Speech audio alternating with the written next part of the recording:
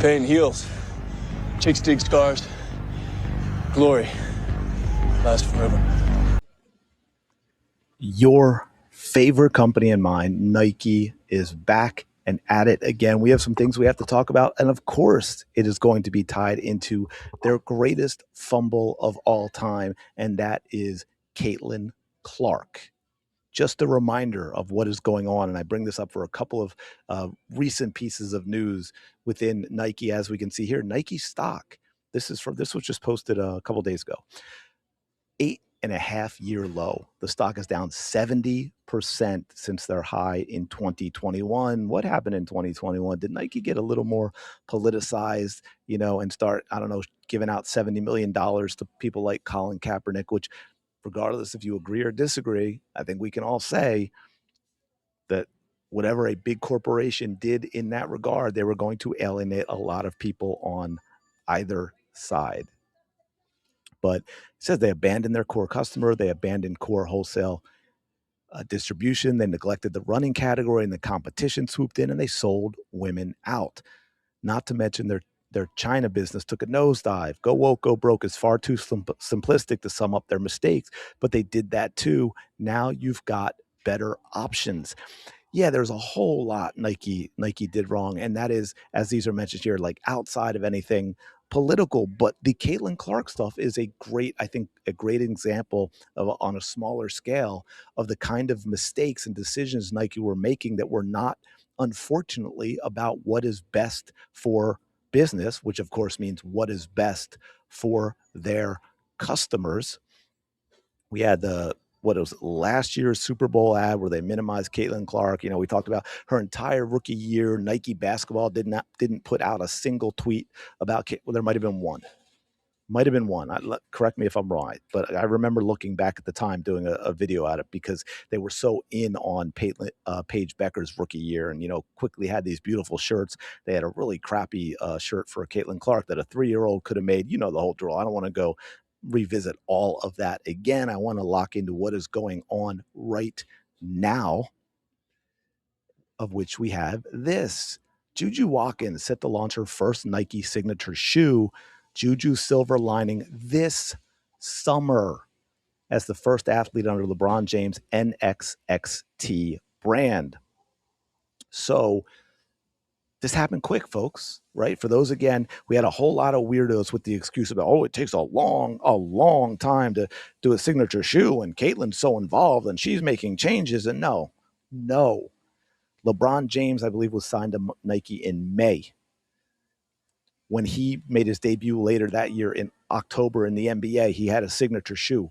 He's had multiple long count. They're always changing, new technology and all that. I get it. So I want to think about this. Juju Watkins, who, has been injured, didn't play this year, redshirted, that fast signature shoe. Signature shoe for Juju Watkins. No signature shoe for Caitlin Clark yet. And for those who don't know, I should have done a video on it, but I didn't get around to it.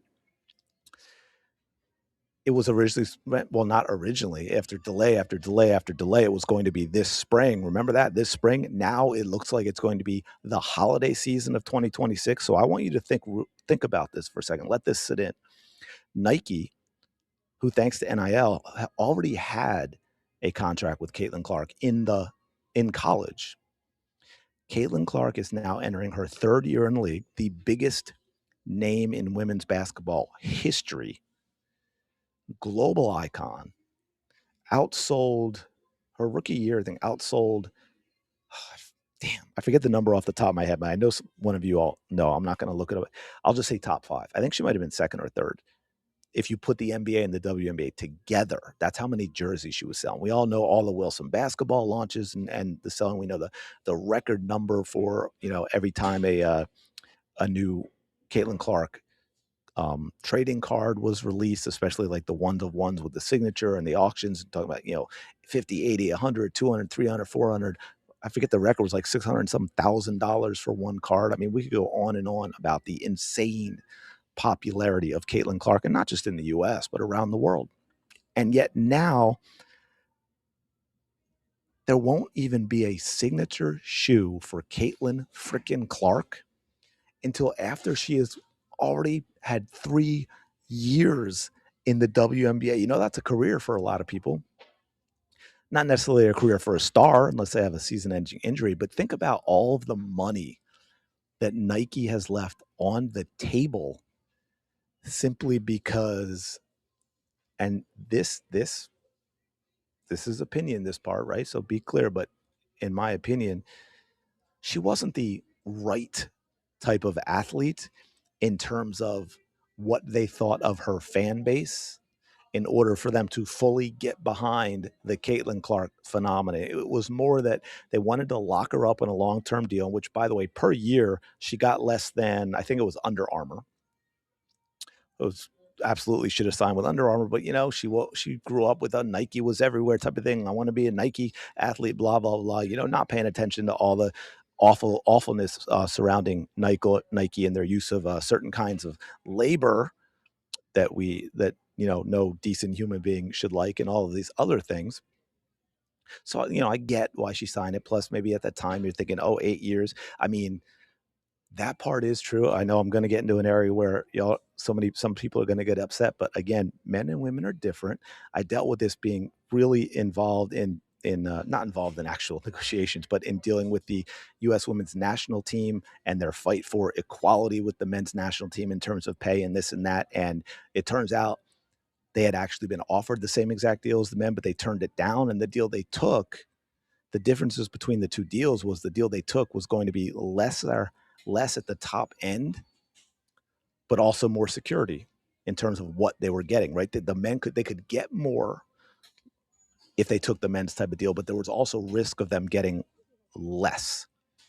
And that is, in general, women are more risk averse. So 100% get the sign locking up for 7 years. 8 years, 7 years with the Nike deal, as opposed to, I think it was maybe 8, and as opposed to taking 4 years with Under Armour. So you add that, oh, it's Nike, and then the long-term deal. I get it. I 100% get it. I wish there was a way that she could get out of it, and someone would really look into that and get out of it, help her get out of it, so we can move on from Nike. Because the fact that she is now going to be through 3 entire professional seasons with still no signature shoe. Juju Watkins is getting one already. No, Nike, this is not the way. I mean, you're going to continue to see Nike drop with this kind of stuff. I'm going to leave you with one thing, though. We're going to finish with something positive. Okay? New Caitlin commercial dropped during the McDonald's All-American game. We have been waiting for this for 2 years. Hopefully I can play it. I mean, it's a commercial. I should be allowed to play it.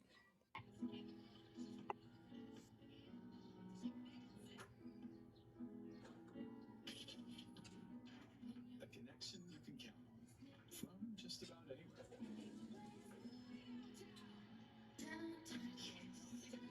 That's Xfinity Mobile. And Now, did you notice something?